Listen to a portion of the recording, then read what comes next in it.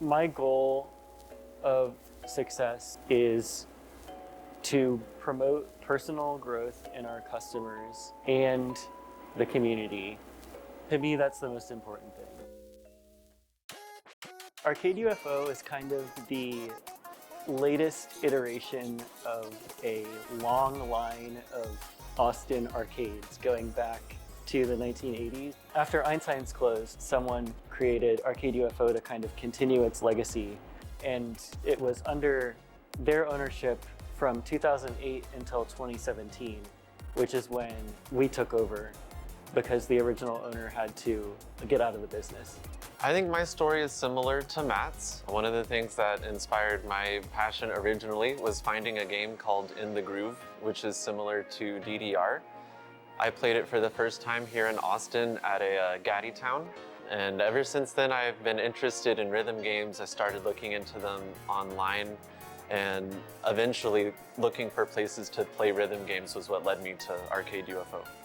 To make Arcade UFO specifically stand out, we lean fully into the fact that we are a Japanese style arcade. So we only feature games that are imported from Japan or Korea in the case of a couple games.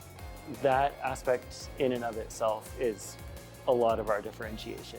One of the obstacles we face, especially with new customers to the arcade, is there's kind of an initial fear or intimidation effect with some of these games. They're large machines, the interface is all in Japanese, and there's maybe this idea that if you're not capable of playing or if you're not good enough, that you might get judged or something like that.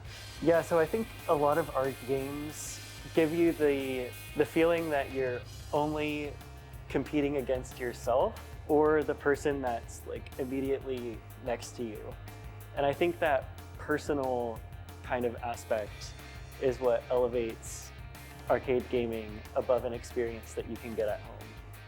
The rhythm games, for example, like there might be some little rivalries between players, but mostly it's all about your own personal improvement, and I think that's super exciting and cool. For our fighting games, like you're just playing against the person across from you, and it's just that like hyper local competitiveness. It just like really increases the energy.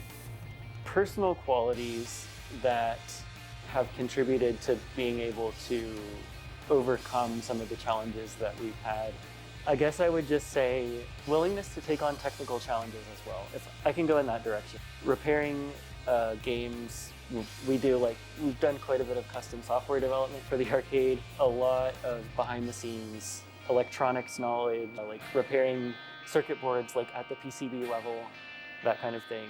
We try to keep our games in top shape at all times. For a lot of these games, a rhythm game or a fighting game, if one button is not working, to a dedicated player, that means that the game is just not playable. You know, you're not going to be able to do certain moves, you're not going to be able to clear the song, that kind of thing. For other people who might want to try opening an arcade or reviving one, I would say find something that not many other people are doing and try to do that well. For example, like nowadays there are a ton of barcades, so maybe don't do that. Not to speak too disparagingly of other arcades, but it's unfortunately common, especially maybe in an establishment where drinking is allowed, that you'll find an arcade game that has a button that's not working, or has other issues with it, or it's sticky. If anyone brings an issue to us, we do our best to address it immediately.